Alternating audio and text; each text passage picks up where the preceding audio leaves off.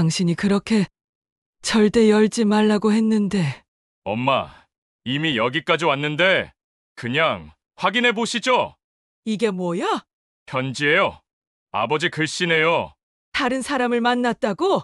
엄마, 이게 무슨... 아이가 생겼다니. 이런 일이.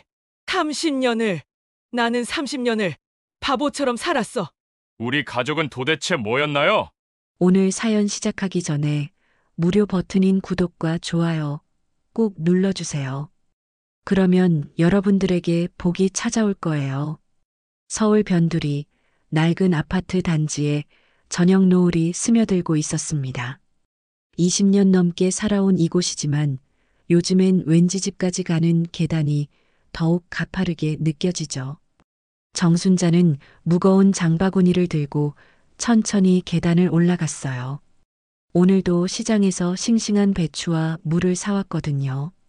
김치를 담그려고 말입니다. 문을 열고 들어서자 고요한 정적이 순자를 맞이했어요. 남편 철수가 세상을 떠난 지 벌써 3년이 흘렀지만 아직도 현관에서 여보, 왔어라고 외치고 싶은 마음이 듭니다. 하지만 돌아오는 건 메아리뿐이죠. 현관 신발장 위에는 철수의 낡은 구두가 그대로 놓여 있었어요. 순자가 치우지 못하고 있는 마지막 흔적이었습니다. 순자는 장바구니를 부엌 싱크대에 내려놓고 깊은 숨을 내쉬었어요. 혼자 사는 집이라 그렇게 많은 채소가 필요한 건 아니지만 손이 바쁘면 마음도 조금은 덜 허전하거든요.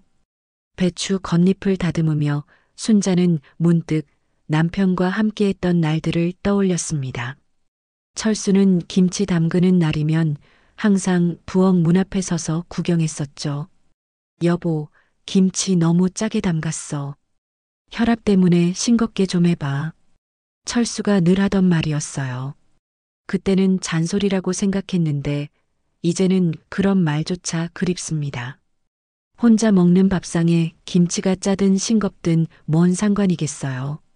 순자는 배추를 소금에 절이면서 눈시울이 붉어지는 걸 느꼈습니다. 해가 완전히 지고 아파트 단지의 가로등이 하나둘 켜지기 시작했어요. 순자는 베란다로 나가 작은 화분들을 살펴봤습니다. 상추, 깻잎, 고추. 남편이 생전에 함께 가꾸던 텃밭의 축소판이죠. 도시에서 흙을 만지고 싶어 시작한 작은 정원이었는데 이제는 순자 혼자만의 작은 위안이 되었어요. 고추꽃이 하나 피어 있는 걸 보며 순자는 작은 미소를 지었습니다. 물은 매일 주면 안 돼. 이틀에 한 번이면 충분해. 철수가 항상 하던 조언이었어요. 처음엔 식물 기르는 게 서툴렀던 순자였지만 이제는 각 화분마다 언제 물을 줘야 하는지 다 알고 있었습니다. 그런 지식들이 쌓여갈수록 남편이 떠나간 자리가 더욱 크게 느껴지기도 했죠. 엄마는 혼자서도 잘 사시네요. 아들 민호가 가끔 이런 말을 하곤 해요. 하지만 순자는 알고 있습니다. 잘 산다는 게 아니라 그냥 버티고 있을 뿐이라는 걸 말이죠.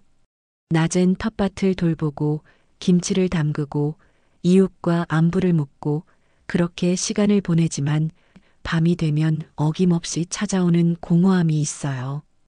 저녁을 간단히 해먹고 거실 소파에 앉아 텔레비전을 켜놨습니다. 드라마가 나오고 있었는데 젊은 연인들이 사랑을 속삭이는 장면이었어요. 순자는 채널을 돌렸습니다. 요리 프로그램에서는 유명한 요리사가 김치찌개를 끓이고 있었죠. 그것도 보고 싶지 않아서 또 채널을 돌렸어요. 뉴스에서는 물가 상승 이야기가 나오고 있었습니다.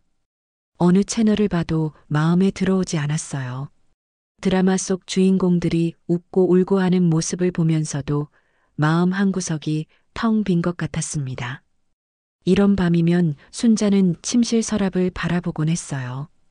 저기 안에 뭔가 중요한 게 들어있다는 걸 알면서도 열어보지 못하고 있는 자신이 답답하기도 했습니다.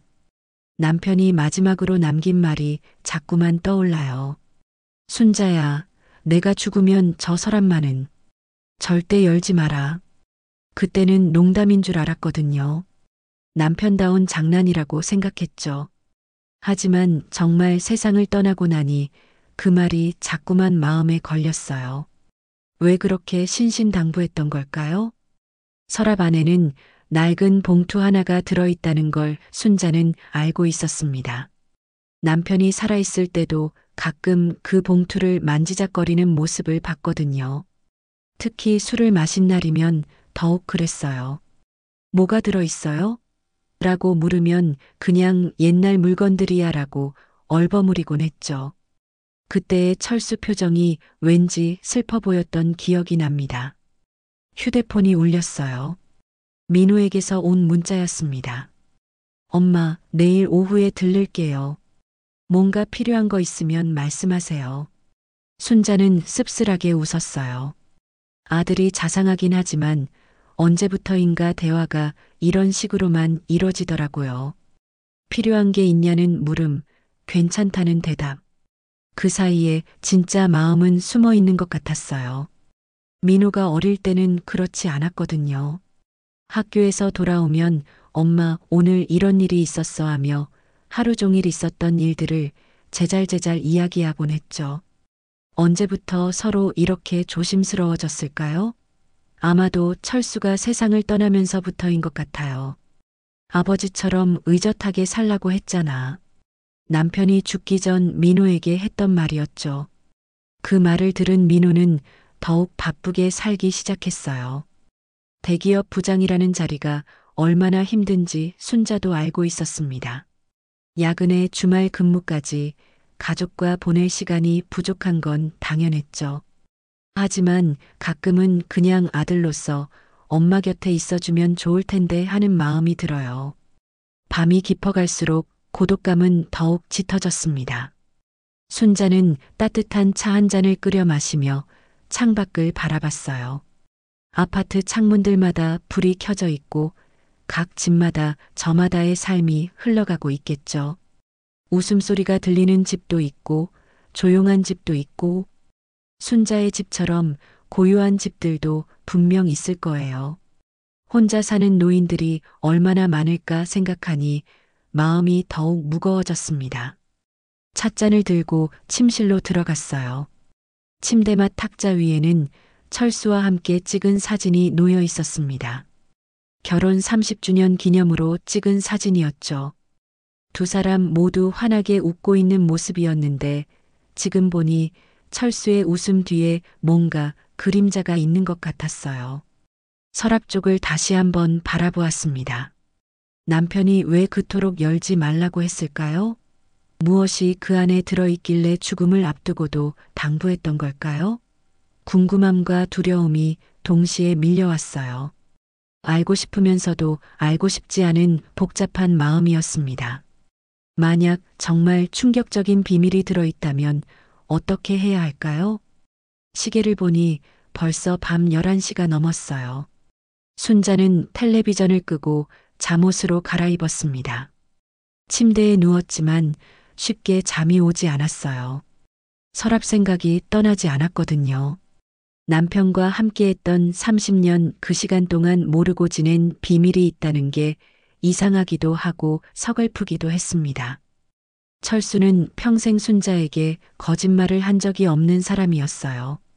솔직하고 진실한 남편이었죠. 그런 사람이 왜 비밀을 만들었을까요? 그것도 죽을 때까지 숨기고 간 비밀을 말이에요. 순자는 이불을 목까지 끌어올리며 눈을 감았습니다. 바람소리가 창문을 스치고 지나갔어요. 마치 남편이 무언가 말하려는 것 같았죠. 미안해, 순자야. 그런 목소리가 들리는 것 같기도 했습니다. 하지만 순자는 그 목소리를 명확히 들을 수 없었어요. 다만 어둠 속에서 서랍을 향한 시선만 계속 머물러 있을 뿐이었습니다. 다음 날 오후 순자는 부엌에서 민호가 좋아하는 북어국을 끓이고 있었어요. 아들이 올 때면 항상 뭔가 해주고 싶은 마음이 들거든요. 국물이 보글보글 끓어오르는 소리가 고요한 집안에 울려 퍼졌습니다. 문득 어젯밤 서랍 생각에 잠 못 이뤘던 일이 떠올랐어요. 초인종이 울렸습니다. 순자는 앞치마를 벗으며 현관으로 향했어요. 하지만 문을 열어보니 민호가 아니라 낯익은 얼굴의 노인이 서 있었습니다. 철수의 오랜 친구인 박노인이었어요. 70이 넘은 나이에도 여전히 정정한 모습이었지만 오늘은 왠지 표정이 어두워 보였습니다. 박 아저씨, 어쩐 일로 이렇게... 순자는 놀라며 인사했어요. 박노인과는 철수가 살아있을 때 가끔 만났었지만 남편이 세상을 떠난 후로는 거의 연락이 없었거든요. 그런데 갑자기 찾아온 이유가 뭘까 궁금했습니다. 순자 씨, 박노인은 잠깐 망설이는 듯 했어요. 들어가도 될까요? 할 말이 있어서 왔습니다. 그의 목소리에는 평소와 다른 무거움이 담겨 있었어요. 순자는 얼른 문을 활짝 열고 박노인을 집 안으로 안내했습니다. 거실에 앉은 박노인은 한참 동안 말을 꺼내지 못했어요. 순자가 차를 끓여 내놓자 그제야 입을 열었습니다. 철수 형님이 돌아가신 지 벌써 3년이 되었군요. 순자는 고개를 끄덕였어요. 시간이 흘렀지만 여전히 남편 얘기를 하면 가슴 한구석이 먹먹해졌습니다. 형님 생전에 자주 걱정하시던 게 있었어요. 박노인이 찻잔을 들며 말했습니다. 순자 씨한테 짐이 될까봐 항상 조심스러워 하셨거든요. 순자는 박노인의 말을 가만히 들었어요. 남편이 다른 사람들 앞에서는 어떤 모습이었는지 궁금했거든요. 그때 박노인이 갑자기 심각한 표정을 지었습니다.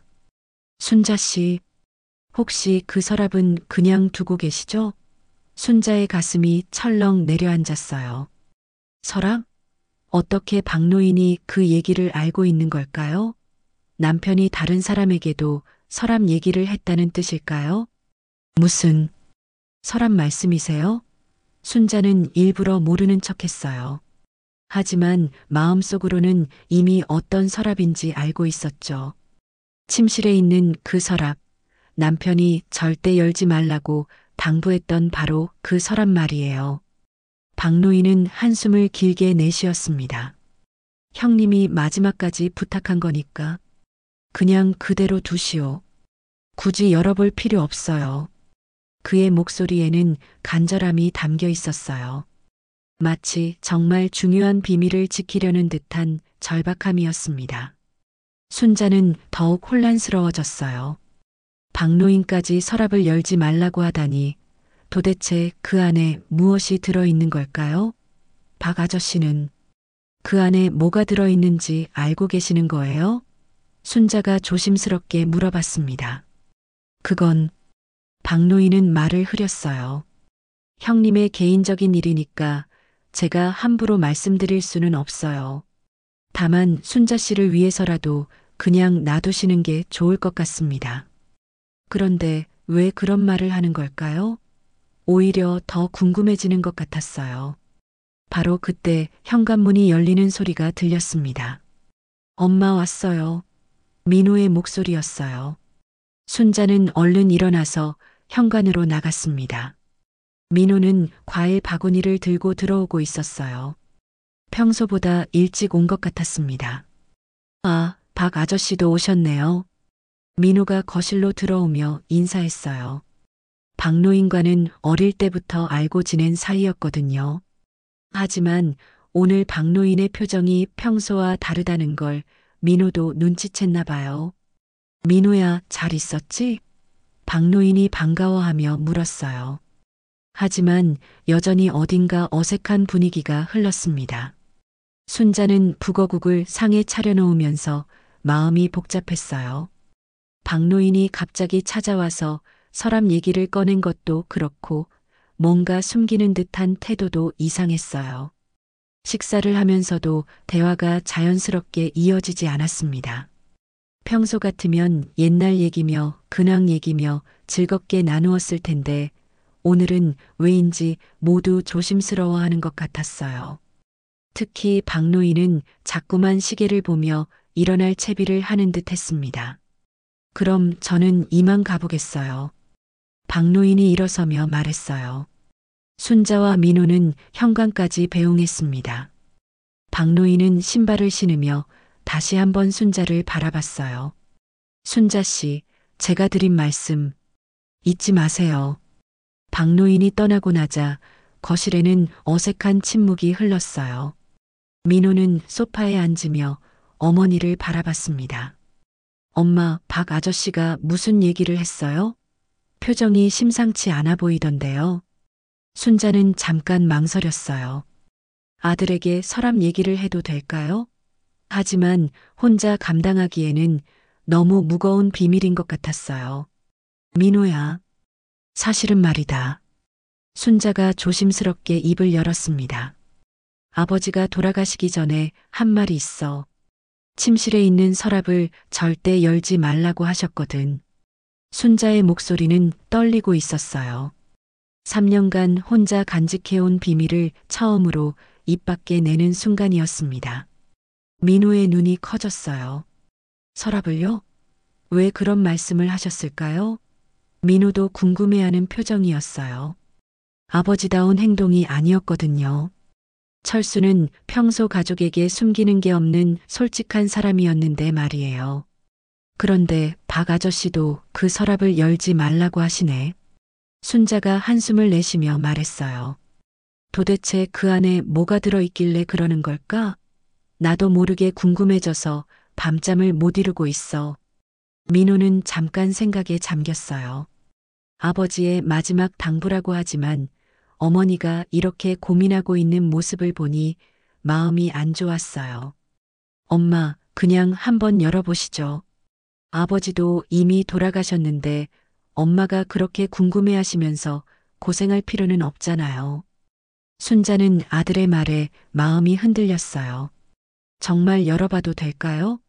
하지만 남편의 마지막 당부를 어기는 것 같아 마음이 무거웠어요. 그래도 아버지가 그렇게 신신당부하셨는데 엄마, 아버지가 뭘 숨기셨던 거예요? 민호의 목소리에는 약간의 답답함이 묻어 있었어요. 설마 엄마한테 해가 될 만한 게 들어있겠어요? 그냥 옛날 추억거리나 중요한 서류 같은 게 들어있을 거예요. 순자는 아들의 말을 들으며 고개를 끄덕였어요. 그럴 수도 있겠다는 생각이 들었거든요. 너무 심각하게 생각할 필요는 없을지도 모르겠어요. 그런데 박 아저씨 표정을 보니까 뭔가 심상치 않은 것 같았어. 박 아저씨도 아버지 세대잖아요. 괜히 과거 일을 들춰내는 걸 좋아하지 않으시는 거 아닐까요? 민호가 어머니를 달래듯 말했어요. 엄마가 이렇게 스트레스 받으시는 게 더 안 좋을 것 같은데요. 순자는 잠깐 망설였어요. 정말 열어봐야 할까요? 아니면 남편의 당부대로 그냥 놔둬야 할까요? 마음속에서는 이미 답이 정해져 있는 것 같았어요. 이렇게 궁금증에 시달리며 지낼 수는 없을 것 같았거든요. 민호야, 그럼. 순자가 조심스럽게 말을 꺼냈어요. 오늘 밤에 한번 열어볼까? 너도 함께 있어줄 수 있지? 혼자서는 용기가 나지 않았어요. 아들이 곁에 있으면 좀 더 마음이 든든할 것 같았습니다. 민호는 고개를 끄덕였어요. 네, 엄마. 함께 확인해 봅시다. 아무것도 아닐 거예요. 하지만 민호의 마음속에도 약간의 불안감이 자리 잡고 있었어요. 아버지가 그토록 숨기려 했던 게 과연 무엇일까요? 저녁이 깊어가면서 모자는 침실 앞에 서 있었어요. 서랍은 여전히 그 자리에 조용히 놓여 있었습니다. 순자의 손이 서랍 손잡이에 닿기 직전 두 사람 모두 긴장하고 있었어요. 과연 그 안에는 무엇이 들어 있을까요? 순자의 손이 서랍 손잡이에 닿는 순간 마음이 쿵쾅거렸어요. 3년 동안 열어보지 못했던 금기의 공간이었거든요. 민호도 어머니 옆에서 긴장한 채 서 있었습니다. 두 사람 모두 무엇이 나올지 예상할 수 없었어요. 엄마, 괜찮으세요? 민호가 조심스럽게 물었어요. 순자의 얼굴이 창백해 보였거든요. 순자는 깊게 숨을 들이마시며 고개를 끄덕였습니다. 응, 괜찮다. 이제 알아야겠어. 서랍이 천천히 열렸어요. 안에는 예상했던 대로 낡은 봉투 하나가 들어 있었습니다. 봉투는 세월의 흔적으로 누렇게 변색되어 있었고 철수의 손때가 묻어 있는 것 같았어요. 순자는 봉투를 들어 올리며 무게감을 느꼈습니다. 생각보다 묵직했어요. 이게 전부인 것 같네요. 민호가 서랍 안을 들여다보며 말했어요. 정말 봉투 하나만 덩그러니 들어 있었거든요. 그런데 이 작은 봉투 하나 때문에 아버지가 그렇게 신경을 썼던 걸까요? 도대체 무엇이 그렇게 중요했던 걸까요? 순자는 봉투를 들고 거실로 나왔어요. 침실에서 열어보기에는 왠지 마음이 무거웠거든요. 거실 테이블에 앉아서 봉투를 내려놓고 한참 바라봤습니다. 정말 열어도 되는 걸까요? 지금이라도 다시 서랍에 넣어둘 수는 없을까요? 엄마, 이미 여기까지 왔는데 그냥 확인해 보시죠. 민호가 어머니의 마음을 읽은 듯 말했어요. 하지만 민호의 목소리에도 약간의 떨림이 있었어요. 아무리 아무것도 아닐 거라고 생각해도 막상 열어보려니 긴장이 되는 게 사실이었거든요. 순자는 마침내 봉투를 열기로 결심했어요. 봉투 입구가 풀로 단단히 붙어 있어서 조심스럽게 뜯어야 했습니다. 종이가 찢어질까봐 천천히 아주 조심스럽게 열었어요. 그 순간 시간이 멈춘 것 같았습니다. 봉투 안에서 첫 번째로 나온 건 누렇게 바랜 편지 한 통이었어요. 철수의 손글씨로 쓰여진 편지였습니다. 순자는 편지를 펼치기 전에 잠깐 망설였어요. 정말 읽어도 되는 걸까요? 이 편지에는 어떤 내용이 적혀 있을까요? 민호가 어머니 옆에 더 가까이 앉았어요. 엄마, 함께 보시죠. 순자는 고개를 끄덕이며 편지를 조심스럽게 펼쳤습니다. 철수의 친숙한 손글씨가 나타났어요. 하지만 편지의 내용을 읽기 시작하자마자 순자의 얼굴이 굳어졌습니다. 순자야, 이 편지를 읽고 있다는 건 결국 서랍을 열었다는 뜻이겠구나. 미안해. 평생 숨기고 살고 싶었는데. 편지는 이렇게 시작되고 있었어요. 순자의 손이 떨리기 시작했습니다. 정말 뭔가 중대한 비밀이 있었던 것 같았거든요. 편지를 더 읽어나가자 충격적인 내용이 나왔어요. IMF 때 사업이 망하고 나서 내가 얼마나 절망했는지 너는 모를 거야. 그때 잠깐 다른 사람을 만났다. 순자의 눈이 커졌어요. 다른 사람이라니 설마 다른 여자를 말하는 건가요? 민호도 편지 내용을 읽고 있었는데 점점 표정이 어두워졌어요. 엄마, 이게 무슨... 민호의 목소리가 떨렸어요. 아버지에 대한 존경심이 순식간에 무너지는 것을 느꼈거든요. 순자는 편지를 계속 읽어나갔어요. 손이 너무 떨려서 글자가 제대로 보이지 않을 정도였습니다. 그 일은 오래가지 않았지만 결과적으로 아이가 생겼다. 이 부분을 읽는 순간 순자는 편지를 바닥에 떨어뜨렸어요. 아이가 생겼다고? 순자의 목소리는 간신히 들릴 정도로 작았어요. 30년을 함께 살아온 남편에게 다른 아이가 있었다는 건가요? 그것도 자신은 전혀 모르고 있었던 아이가 말이에요? 민호는 떨어진 편지를 주워들었어요. 계속 읽어보니 더욱 충격적인 내용들이 적혀 있었습니다. 엄마, 이게 정말일까요? 아버지가 정말 그런 일을... 민호도 믿을 수 없다는 표정이었어요. 봉투 안에는 편지만 들어있는 게 아니었어요.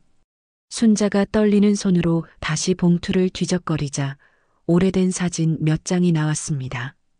사진 속에는 철수와 함께 찍은 낯선 여자의 모습이 있었어요. 젊은 여자였는데 순자가 전혀 본 적 없는 얼굴이었습니다. 이 여자가 누구지? 순자가 중얼거렸어요. 사진 속의 철수는 그 여자와 다정해 보이는 모습으로 찍혀 있었어요. 언제 찍은 사진인지는 알 수 없었지만 철수가 젊어 보이는 걸 보니 꽤 오래된 것 같았습니다. 마지막으로 봉투에서 나온 건 공식 서류 같은 것이었어요. 민호가 그것을 자세히 들여다봤습니다. 엄마, 이건 출생신고서 사본인 것 같아요. 출생신고서에는 아버지 이름에 철수라고 적혀 있었고 아이의 이름도 적혀 있었어요. 순자는 그 순간 세상이 무너지는 것을 느꼈어요. 정말 남편에게 다른 아이가 있었던 거였나요? 그것도 자신과 민호 몰래 말이에요? 이게 뭐야? 당신이 나한테 이런 걸 숨기고 있었다니. 민호도 충격을 받은 모습이었어요. 평생 존경해온 아버지의 또 다른 면을 보게 된 것 같았거든요. 엄마, 진정하세요. 일단 편지를 끝까지 읽어봅시다. 민호가 어머니를 달래며 말했어요. 하지만 순자는 더 이상 편지를 읽을 수가 없었어요. 이미 충분히 충격적이었거든요. 민호야, 우리가 알고 있던 아버지가 전부가 아니었나 보구나. 순자의 목소리에는 깊은 상실감이 묻어 있었어요. 그런데 왜 이제서야 이런 걸 알게 된 거죠? 민호가 분노에 차서 말했어요. 아버지가 살아계실 때 왜 말씀을 안 하셨을까요? 우리한테는 무슨 죄가 있다고. 순자는 소파에 주저앉았어요. 다리에 힘이 빠져서 서 있을 수가 없었거든요. 30년 동안 함께 살면서 이런 비밀이 있었다니. 나는 정말 바보였나 봐. 눈물이 주르륵 흘러내렸어요. 민호는 어머니를 위로하고 싶었지만 자신도 너무 충격을 받아서 뭐라고 말해야 할지 모르겠었어요. 평생 자랑스럽게 생각해온 아버지였는데 이런 비밀이 있었다니 믿을 수가 없었거든요. 엄마, 그런데 그 아이는 지금 어디 있는 걸까요? 민호가 조심스럽게 물었어요. 출생신고서를 보니 실제로 아이가 태어났다는 건 확실한 것 같았거든요. 그렇다면 자신에게는 이복 형제가 있다는 뜻인가요? 순자는 고개를 저었어요. 모르겠다. 정말 모르겠어. 너무 많은 정보가 한꺼번에 들어와서 머리가 복잡했어요. 남편의 배신감, 충격, 그리고 알 수 없는 미래에 대한 불안감이 동시에 밀려왔습니다. 방 안에는 무거운 침묵이 흘렀어요. 편지와 사진, 출생신고서가 테이블 위에 흩어져 있었고 이 작은 종이 조각들이 한 가족의 인생을 송두리째 바꿔놓고 있었어요. 순자와 민호는 서로를 바라보며 앞으로 어떻게 해야 할지 막막해했습니다. 밤이 점점 깊어가고 있었지만 두 사람 모두 잠이 올 것 같지 않았어요. 오늘 밤은 정말 긴 밤이 될 것 같았습니다. 그리고 이 비밀이 그들의 삶에 어떤 변화를 가져올지 아무도 예상할 수 없었어요. 그날 밤 순자는 한잠도 잘 수 없었어요.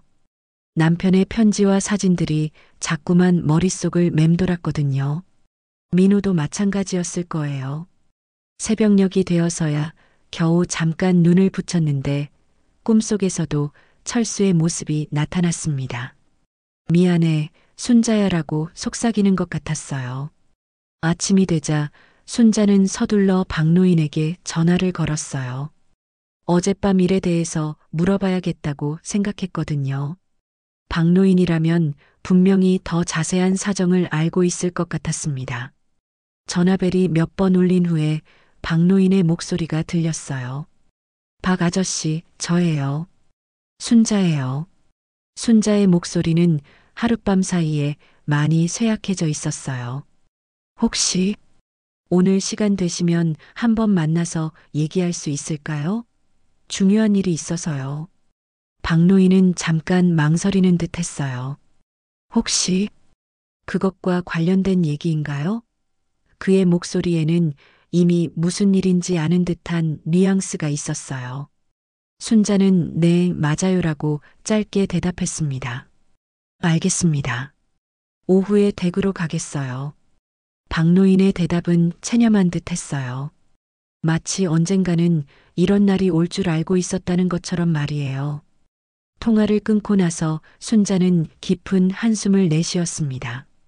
민호는 회사에 가야 했지만 어머니가 걱정되어서 선뜻 나서지 못하고 있었어요. 엄마, 제가 회사에 연락해서 오늘 하루 쉴까요? 하지만 순자는 고개를 저었어요. 괜찮다. 내가 할 일 하러 가거라. 박 아저씨와 얘기해보고 나서 연락할게. 민호가 나간 후 순자는 홀로 거실에 앉아 있었어요. 테이블 위에는 어젯밤 본 편지와 사진들이 그대로 놓여 있었습니다. 다시 보니 더욱 생생하게 느껴졌어요. 정말 남편에게 이런 비밀이 있었다니 아직도 믿어지지 않았습니다. 오후가 되자 박노인이 찾아왔어요. 평소보다 더 무거운 표정으로 현관문을 들어서는 박노인의 모습이 순자에게는 낯설게 느껴졌어요. 거실에 앉은 박노인은 테이블 위의 편지들을 보더니 깊은 한숨을 내쉬었습니다. 결국 열어보셨군요. 박노인의 목소리에는 안타까움이 묻어 있었어요. 형님이 그렇게 당부하셨는데.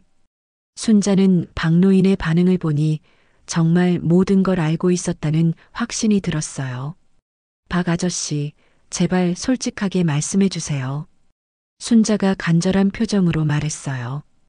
이 편지에 나와 있는 게 사실인가요?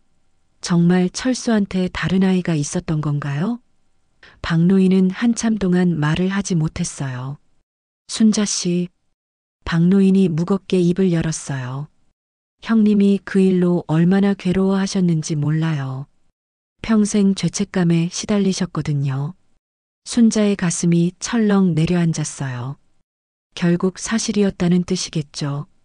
박노인은 천천히 그때의 상황을 설명하기 시작했어요. IMF 때 형님의 사업이 완전히 망했잖아요. 그때 형님이 정말 많이 절망하셨어요. 술만 마시고 집에도 잘 들어가지 않고. 순자도 그때를 기억하고 있었어요. 정말 힘든 시기였죠. 그때 형님이 술집에서 일하는 젊은 여자를 만났어요. 박노인의 목소리가 더욱 작아졌어요. 처음에는 그냥 술친구 정도였는데 점점 가까워지게 되었고. 순자는 박노인의 말을 들으며 가슴이 미어지는 것을 느꼈어요. 그 여자 이름이 뭐였나요? 순자가 떨리는 목소리로 물었어요. 박노인은 잠깐 망설이더니 영이라고 했어요 라고 대답했습니다. 순자는 그 이름을 마음속으로 되뇌어 봤어요. 영희. 남편의 마음을 앗아간 여자의 이름이었습니다. 그 관계가 얼마나 지속되었나요? 순자의 질문은 계속 이어졌어요. 알고 싶으면서도 알고 싶지 않은 복잡한 심정이었거든요. 박노인은 반년 정도였어요. 그런데 그 사이에 아이가 생겼다는 연락을 받았죠. 순자는 눈물이 나오는 걸 참으려고 애썼어요. 반년이나. 그 기간 동안 남편은 집에서는 평범한 남편 행세를 하면서 밖에서는 다른 여자와 만나고 있었던 거였나요? 그때 나는 전혀 몰랐어요. 형님이 얼마나 고민하셨는지 몰라요. 박노인이 계속 말했어요. 아이가 생겼다는 소식을 듣고는 정말 죽을 것처럼 괴로워하셨거든요. 순자 씨한테 어떻게 말할지, 민호에게는 또 어떻게 설명할지. 그래서 어떻게 했는데요? 순자가 물었어요. 이미 답은 알고 있었지만 직접 들어야겠다고 생각했거든요. 박노인은 형님이 그 여자와 완전히 정리하고 집으로 돌아왔어요. 그리고 평생 그 일을 비밀로 하겠다고 다짐하셨죠. 그때 현관문이 열리는 소리가 들렸어요. 민호가 회사에서 일찍 돌아온 것 같았어요. 순자는 서둘러 눈물을 닦았습니다. 아들 앞에서 너무 무너진 모습을 보이고 싶지 않았거든요. 엄마, 박 아저씨도 오셨네요. 민호가 거실로 들어오며 인사했어요. 하지만 두 사람의 심각한 분위기를 보니 무슨 얘기를 나누고 있었는지 대충 짐작이 되었습니다. 혹시 아버지 얘기를 하고 계셨나요? 박노인은 민호를 바라보며 안타까운 표정을 지었어요. 민호야, 내 아버지는 정말 좋은 분이셨어. 다만 한때 실수를 하셨을 뿐이야. 민호는 박노인의 말을 들으며 복잡한 감정이 들었어요. 박 아저씨, 그 아이는 지금 어디에 있나요? 민호가 직접적으로 물었어요. 어젯밤부터 계속 궁금했던 부분이었거든요. 자신에게 이복 형제가 있다면 만나봐야 하는 건 아닐까요? 박노인의 표정이 더욱 어두워졌어요. 그 아이는 잠깐 망설이더니 태어나긴 했지만 오래 살지 못했어. 순자와 민호는 동시에 놀란 표정을 지었어요. 그런 사실이 있었다니. 무슨 병이었나요? 순자가 조심스럽게 물었어요. 박노인은 선천성 심장병이었어요. 태어나자마자 수술을 받았지만 결국 2도를 넘기지 못했어요 라고 대답했습니다. 민호는 충격을 받았어요. 아버지에게 다른 아이가 있었다는 것도 충격이었지만 그 아이가 일찍 세상을 떠났다는 사실은 더욱 마음을 무겁게 했어요. 아버지가 그걸 알고 계셨나요? 물론이죠. 형님이 아이가 아플 때마다 병원비를 대주셨어요. 박노인의 말에 순자는 또 다른 충격을 받았어요. 남편이 몰래 병원비까지 지원하고 있었다니. 그때 형님이 얼마나 마음 아파하셨는지. 그럼 그 여자, 영희 씨는 지금 어디에 있나요? 순자가 물었어요. 박노인은 아이가 세상을 떠난 후에 고향으로 내려갔어요. 그 후로는 연락이 끊겼죠 라고 말했어요. 거실에는 무거운 침묵이 흘렀어요. 순자와 민호는 각각 다른 생각에 잠겨 있었습니다. 순자는 남편에 대한 복잡한 감정을, 민호는 아버지에 대한 실망감과 동시에 안타까움을 느끼고 있었어요. 형님이 왜 그 모든 걸 비밀로 하셨는지 이제 이해하시죠?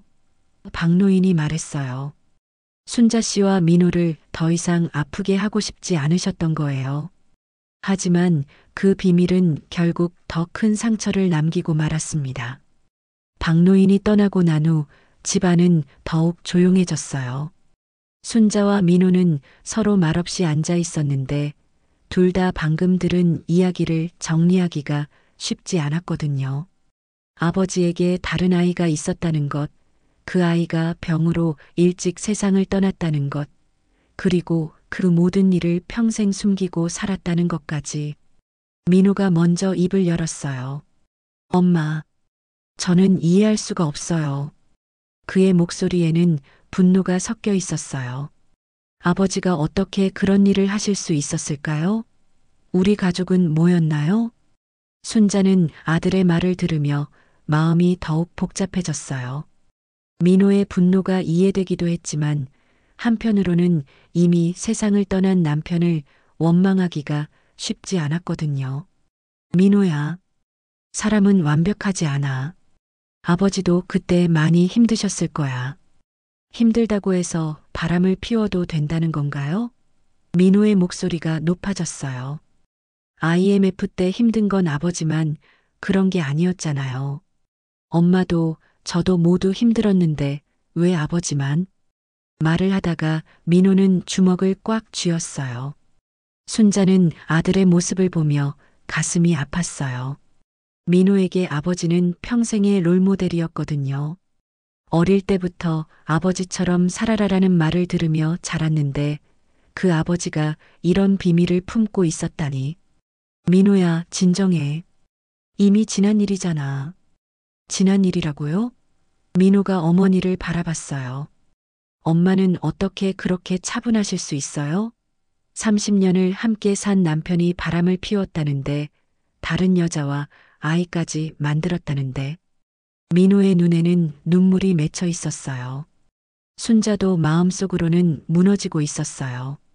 하지만 아들 앞에서만큼은 강해 보이고 싶었거든요. 그래도 아버지는 결국 우리 곁으로 돌아왔잖니. 그리고 그 후로는 정말 좋은 남편, 좋은 아버지셨어. 그게 위로가 된다고 생각하세요? 민호가 소리쳤어요. 아버지가 돌아온 건 양심 때문이었을 거예요. 아니면 그 여자가 먼저 떠났거나 민호는 더 이상 참을 수 없었어요. 평생 존경해온 아버지의 이미지가 산산이 부서지는 것 같았거든요. 순자는 아들의 분노를 이해했지만 동시에 걱정도 되었어요. 이렇게 분노에 휩싸여 있는 민호의 모습을 보기가 힘들었거든요. 민호야, 일단 진정하고 천천히 생각해보자. 우리가 지금 할 수 있는 게 뭔지, 할 수 있는 게 뭐가 있어요? 민호가 비웃듯 말했어요. 아버지는 이미 돌아가셨고, 진실은 이제야 알게 되었고, 민호는 테이블 위의 편지들을 바라봤어요. 이 모든 게 거짓말이었던 거잖아요. 순자는 민호의 말을 들으며 자신도 모르게 눈물이 흘렀어요. 정말 모든 게 거짓이었을까요? 남편과 함께했던 30년의 시간이 모두 허상이었을까요? 민호야, 그래도 우리를 사랑하셨던 건 진짜였을 거야. 사랑이요? 민호가 일어서며 말했어요. 진정한 사랑이었다면 이런 짓은 하지 않았을 거예요. 적어도 솔직하게 말씀하셨을 거고요. 민호는 현관 쪽으로 걸어갔어요. 어디 가니? 순자가 급하게 물었어요. 민호의 상태가 걱정되었거든요. 이렇게 화가 난 상태로 밖에 나가면 무슨 일이 일어날지 모르잖아요. 집에 가요. 더 이상 여기 있고 싶지 않아요. 민호의 목소리는 차갑게 식어 있었어요. 아버지 생각만 나면 속이 메스껍거든요. 그런 말을 하고 나서도 민호는 자신이 너무 심한 말을 했다는 걸 알고 있었어요. 순자는 아들을 붙잡고 싶었지만 지금 상태로는 무리일 것 같았어요. 민호야, 너무 자책하지는 마. 이건 내 잘못이 아니야. 하지만 민호는 이미 신발을 신고 있었어요. 잘못이 아니라고요? 민호가 뒤돌아보며 말했어요. 그럼 누구 잘못이에요? 저는 평생 아버지를 자랑스럽게 생각하며 살았는데 그 모든 게 착각이었다는 거잖아요. 문을 열면서 민호는 마지막으로 말했어요. 엄마도 이제 현실을 받아들이세요. 문이 닫히는 소리와 함께 순자는 혼자 남겨졌어요. 아들의 발걸음 소리가 계단을 내려가며 점점 멀어지는 게 들렸어요. 순자는 소파에 주저앉으며 깊은 한숨을 내쉬었습니다. 혼자 있으니 더욱 현실이 무겁게 다가왔어요. 정말 자신이 알고 있던 철수는 누구였을까요? 바람을 피우고 다른 여자와 아이까지 만들었던 사람이 과연 자신이 사랑했던 그 남편이었을까요? 순자는 편지를 다시 펼쳐봤어요. 아직 다 읽지 못한 부분이 있었거든요. 철수의 글씨로 이렇게 적혀 있었어요. 순자야, 정말 미안하다. 하지만 너를 떠날 수는 없었어. 너와 민호가 내게는 가장 소중한 사람들이거든. 가장 소중하다고? 순자가 중얼거렸어요. 그럼 왜 다른 여자를? 편지를 읽으면서도 화가 났어요. 이런 식으로 변명하는 게 더 기분 나빴거든요. 편지는 계속 이어졌어요. 그 일은 정말 잠깐의 실수였어. 영희와의 관계도 진짜 사랑은 아니었고 그냥 도피처 같은 거였지. 하지만 아이가 생겼다는 걸 알았을 때는 정말 죽고 싶었어. 순자는 편지를 읽으면서 남편의 심정을 조금씩 이해하게 되었어요. 물론 용서할 수는 없었지만 그때 철수가 얼마나 절망적이었는지는 짐작이 되었거든요. IMF 당시 남편이 얼마나 힘들어했는지 순자도 기억하고 있었어요. 아이가 아프다는 소식을 들었을 때는 정말 가슴이 찢어질 것 같았어. 내 죄 때문에 무고한 아이가 고생하는 것 같아서 병원비라도 도와주는 게 내가 할 수 있는 최소한의 일이라고 생각했어. 편지의 마지막 부분에는 이런 내용이 적혀 있었어요. 그 아이가 세상을 떠났을 때 나는 정말 무너졌어. 하지만 동시에 너와 민호에게 더 잘해야겠다고 다짐했지. 내가 저질렀던 잘못을 속죄하는 마음으로 말이야. 순자는 편지를 다 읽고 나서 복잡한 심정이 되었어요. 남편의 잘못을 용서할 수는 없지만 그 후에 정말 좋은 남편이었던 것도 사실이었거든요. 혼란스러웠어요. 밤이 깊어가고 있었지만 순자는 잠들 수 없었어요. 민호도 집에 가서 잠을 못 이루고 있을 것 같았어요. 이 비밀이 모자 관계에도 상처를 남기고 있다는 게 가장 안타까웠어요. 순자는 침실로 들어가 침대에 누웠어요. 천장을 바라보며 지난 30년을 되돌아봤습니다. 정말 행복했던 순간들이 많았거든요. 민호가 태어났을 때, 아이가 첫걸음을 뗐을 때, 가족여행을 갔을 때, 그 모든 순간에 철수도 진심으로 행복해했던 것 같았는데, 당신, 정말 나를 사랑하기는 했던 거야? 순자가 어둠 속에서 중얼거렸어요. 대답은 없었지만 마음 한구석에서는 그랬을 거라는 확신이 있었어요. 하지만 그 확신마저도 이제는 흔들리고 있었습니다. 이 모든 혼란 속에서 순자가 가장 걱정되는 건 민호였어요. 아들이 이 일로 너무 상처받지 않았으면 좋겠다는 생각뿐이었습니다. 가족이 무너지는 건 이미 충분히 아팠거든요. 사흘 동안 민호에게서 아무 연락이 없었어요. 순자는 하루에도 몇 번씩 휴대폰을 들여다봤지만 아들에게서 온 메시지는 없었습니다. 전화를 걸어볼까 하다가도 민호가 아직 화가 나 있을 것 같아서 망설여졌어요. 이런 상황에서 어떻게 해야 할지 정말 모르겠었거든요. 순자는 그동안 혼자 지내면서 많은 생각을 했어요. 남편에 대한 분노, 배신감, 그리고 동시에 느껴지는 그리움까지 복잡한 감정들이 계속 마음속에서 뒤섞이고 있었습니다. 때로는 철수를 원망하다가도 문득 함께했던 좋은 기억들이 떠올라 눈물이 나기도 했어요. 그런데 사흘째 되는 날 저녁 현관 초인종이 울렸어요. 순자는 혹시 민호가 아닐까 하는 마음으로 문을 열어봤습니다. 정말 민호였어요. 하지만 사흘 전과는 다른 모습이었어요. 화가 나 있던 표정 대신 피곤하고 지친 얼굴로 서 있었거든요. 엄마.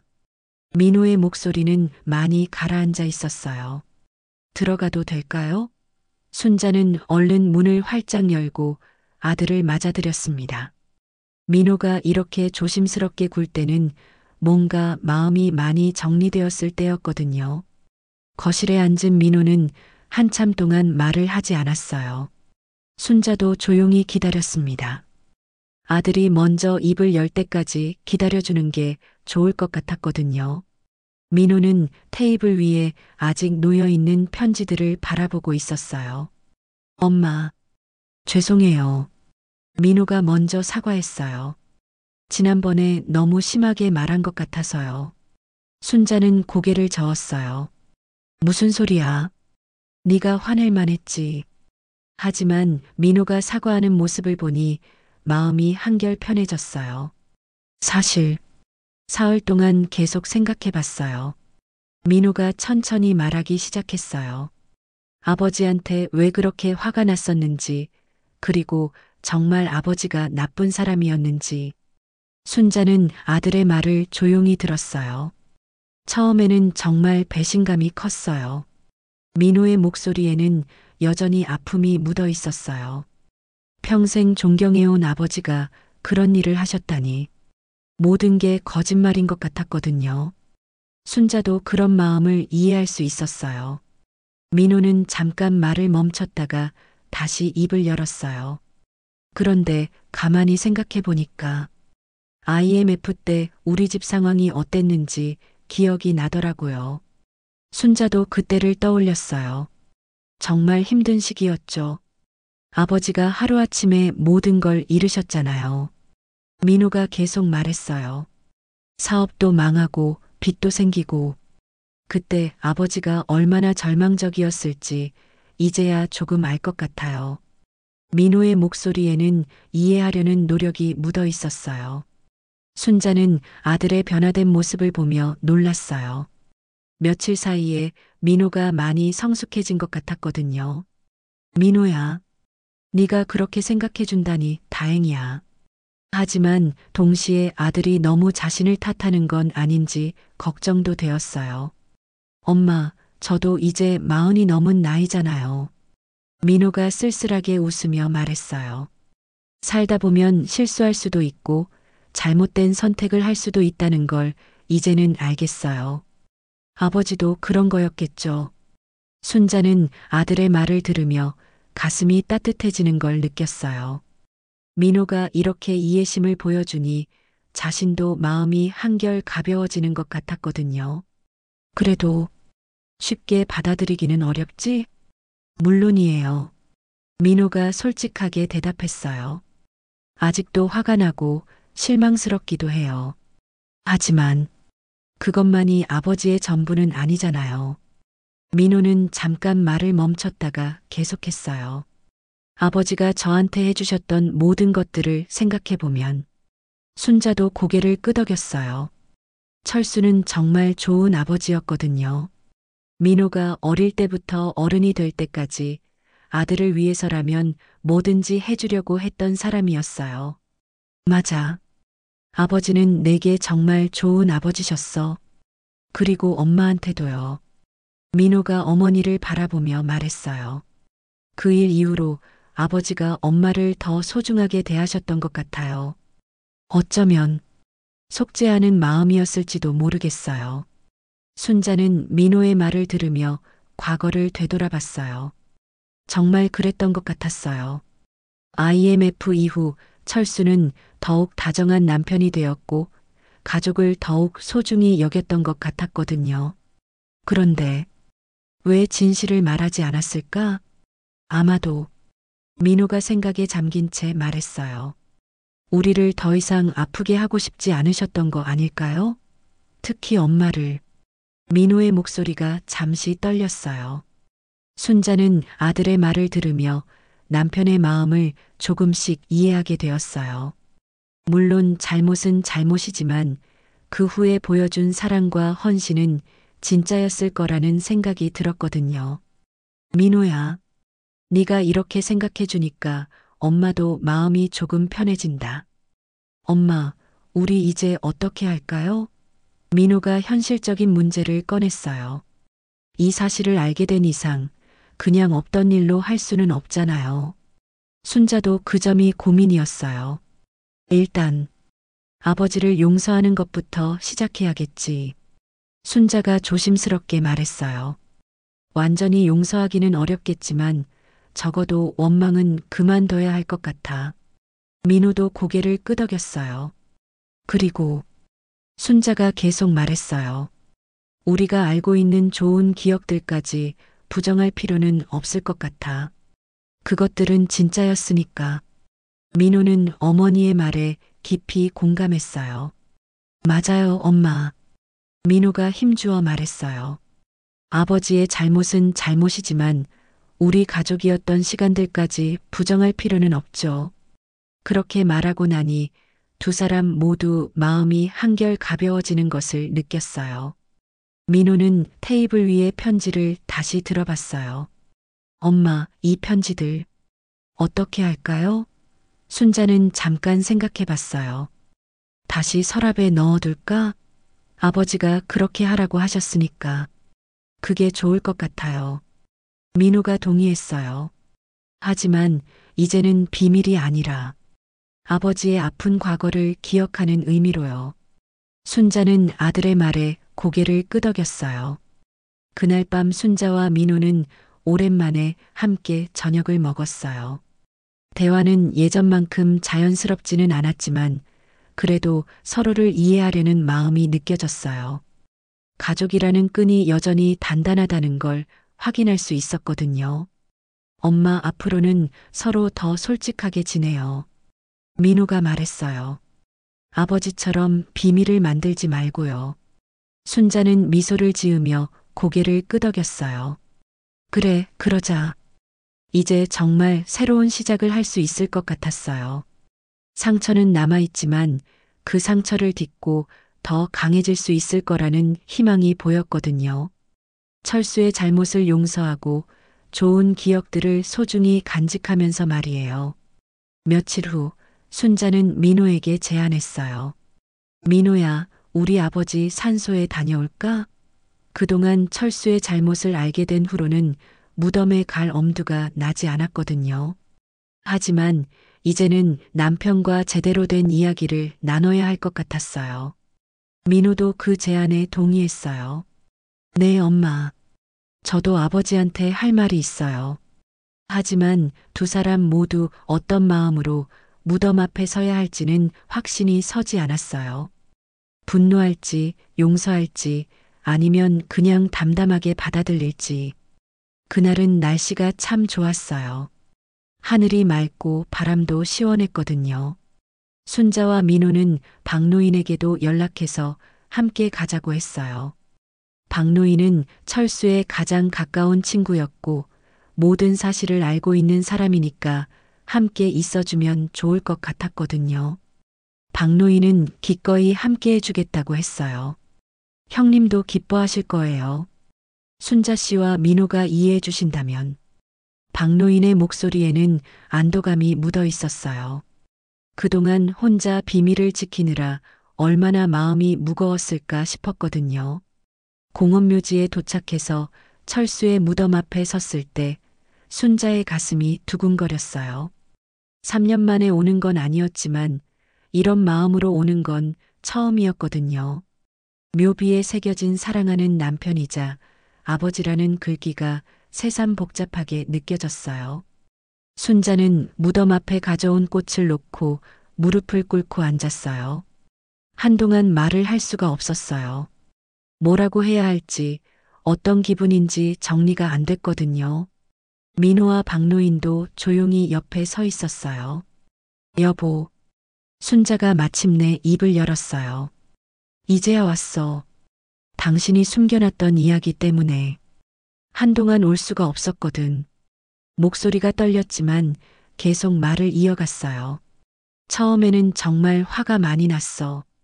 바람이 살랑 불어와서 순자의 머리카락을 스쳤어요.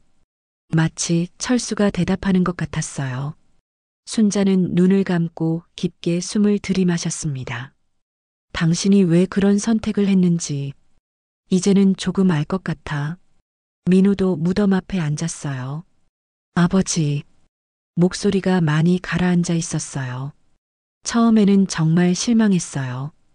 평생 존경해온 아버지가 그런 일을 하셨다니. 민호는 잠깐 말을 멈췄다가 계속했어요. 하지만 지금은 조금 다르게 생각해요. 민호의 목소리에는 성숙함이 묻어 있었어요. 아버지도 사람이었구나. 완벽하지 않은 그냥 한 사람이었구나 하는 생각이 들어요. 박노인은 그런 민호의 모습을 보며 흐뭇해했어요. 순자는 묘비를 어루만지며 말했어요. 여보, 당신이 그때 얼마나 힘들었는지 이제 이해해. IMF 때 모든 걸 잃고 절망했을 때의 마음 말이야. 순자의 눈에서 눈물이 흘러내렸어요. 하지만 순자가 계속 말했어요. 그래도 우리한테 말했어야 해. 혼자 그 무거운 비밀을 짊어지고 살 필요는 없었는데. 순자의 목소리에는 안타까움이 묻어 있었어요. 박노인이 무덤 앞에 술 한 잔을 따르며 말했어요. 형님, 이제 마음 편히 쉬세요. 순자 씨와 민호가 다 이해해 주셨어요.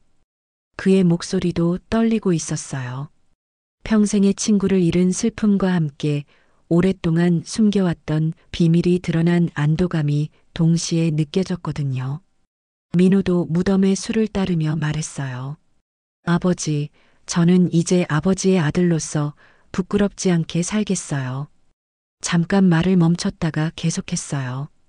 제 아들한테는 절대 비밀을 만들지 않겠어요. 솔직한 아버지가 되겠어요. 그 말을 들으며 순자는 민호가 정말 많이 성장했다는 걸 느꼈어요. 이 힘든 일을 겪으면서 아들이 더욱 성숙해진 것 같았거든요. 어쩌면 철수의 실수가 민호에게는 인생의 교훈이 될지도 모르겠어요.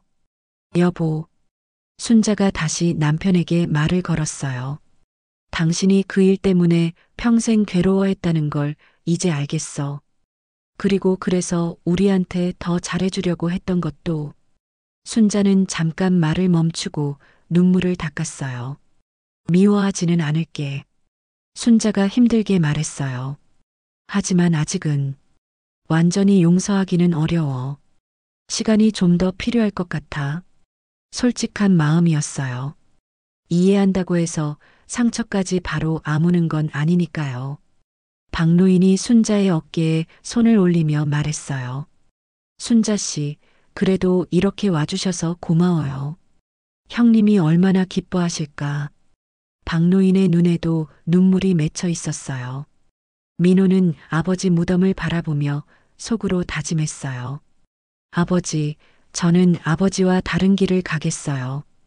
가족에게 거짓말하지 않고 어떤 어려움이 있어도 함께 이겨나가는 그런 아버지가 되겠어요. 하늘에서 새 한 마리가 지나가며 울었어요. 마치 철수가 고맙다, 미안하다고 말하는 것 같았어요. 순자는 그 소리를 들으며 마음이 조금 평온해지는 걸 느꼈어요. 여보, 그래도 우리가 함께했던 시간들은 행복했어. 순자가 마지막으로 말했어요. 민호를 낳아서 키우고 가족이 되어서 함께 웃고 울었던 그 시간들은 진짜였어. 그건 변하지 않아. 민호도 고개를 끄덕였어요. 맞아요, 아버지. 좋은 기억들까지 없던 일로 할 수는 없어요. 그것들은 우리 가족의 소중한 보물이니까요.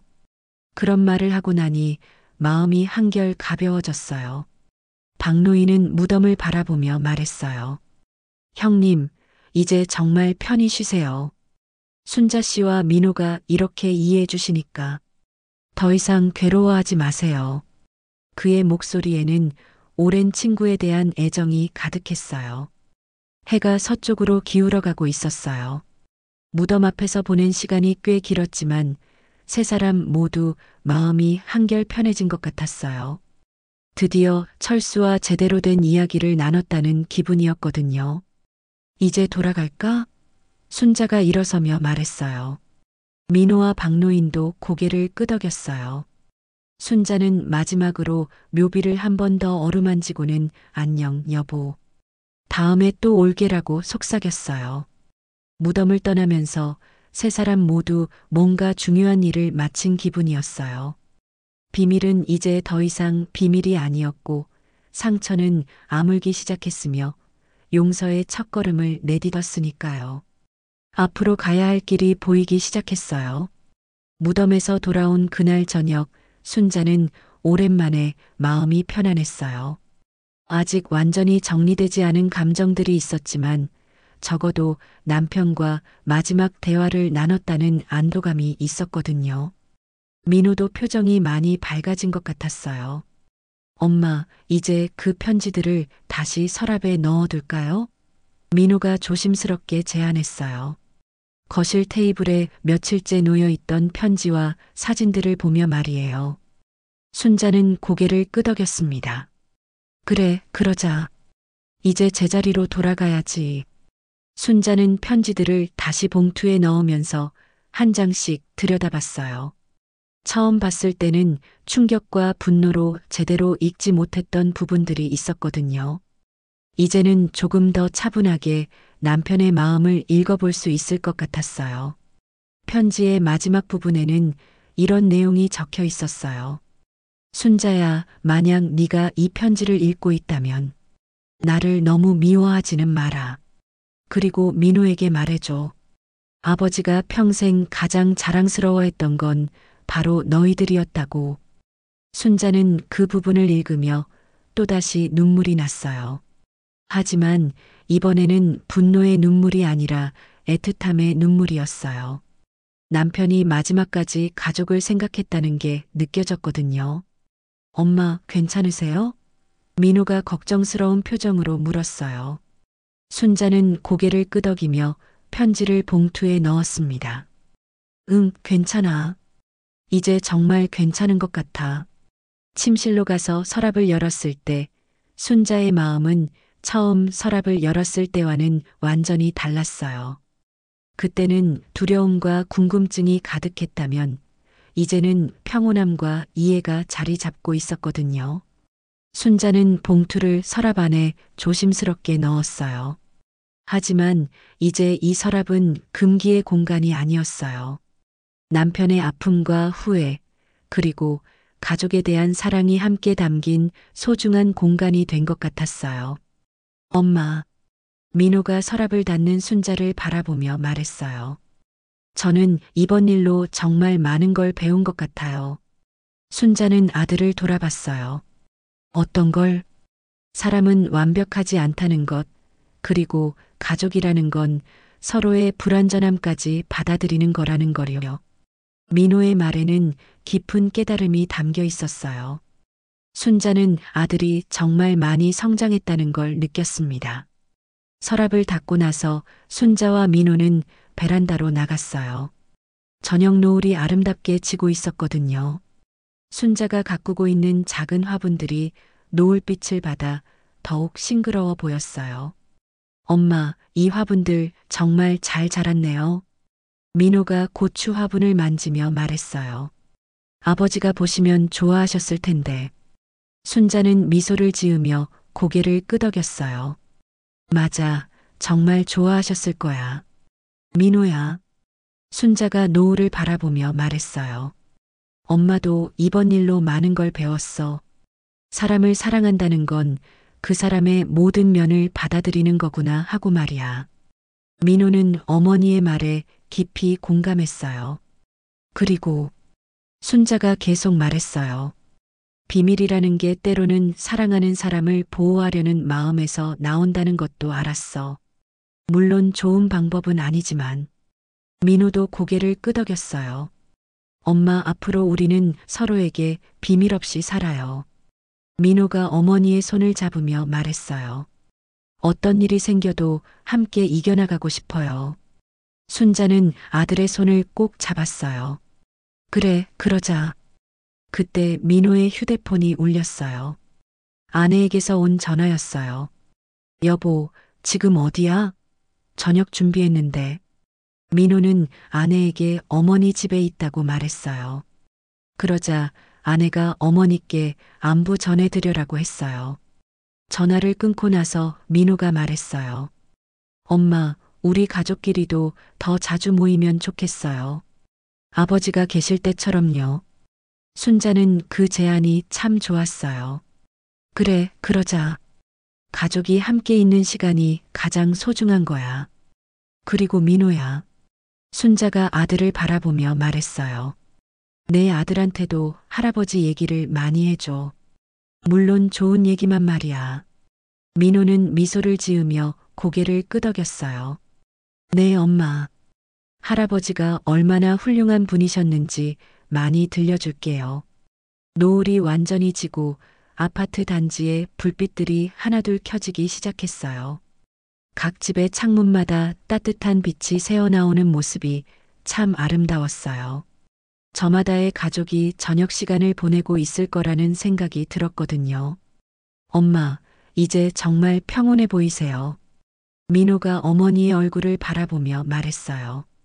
정말 그랬어요. 순자의 얼굴에는 지난 며칠간의 고민과 갈등이 사라지고 평안함이 자리 잡고 있었어요.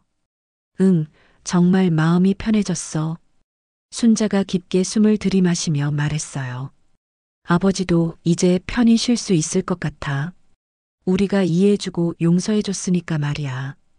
그날 밤 민호가 집으로 돌아간 후 순자는 혼자 거실에 앉아 지난 며칠을 되돌아봤어요.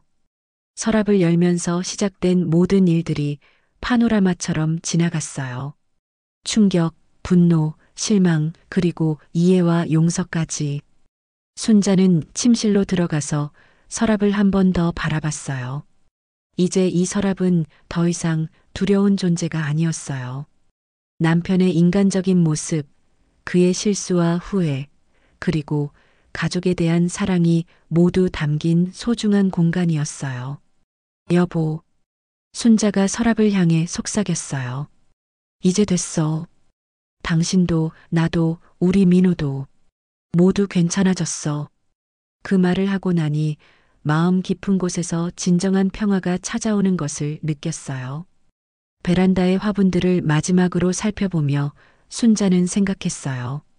식물도 때로는 병이 들고 시들기도 하지만 정성으로 돌보면 다시 싱그러워진다는 걸, 사람도 마찬가지일 거라는 걸. 그 밤 순자는 오랜만에 깊이 잠들었어요. 꿈속에서 철수가 나타나 고맙다, 순자야라고 말하는 것 같았어요. 순자도 꿈속에서 나도 사랑했어, 여보라고 대답했어요. 새벽녘 창문 너머로 새소리가 들려왔어요. 새로운 하루가 시작되고 있었어요. 순자는 눈을 뜨며 미소를 지었어요. 이제 정말 새로운 시작이었어요. 과거를 받아들이고 현재를 사랑하며 미래를 희망하는 그런 새로운 시작 말이에요. 가족의 균열은 깊었지만 그 속에서 더 깊은 사랑과 이해가 자라나고 있었어요. 서랍은 닫혔지만 마음은 활짝 열렸어요. 그리고 앞으로 펼쳐질 날들이 분명 더 아름다울 거라는 확신이 들었습니다. 더 많은 이야기로 다시 찾아올게요. 구독과 좋아요는 무료이며 큰 힘이 됩니다. 댓글 무료인 거 아시죠? 댓글로 여러분의 많은 의견 들려주세요.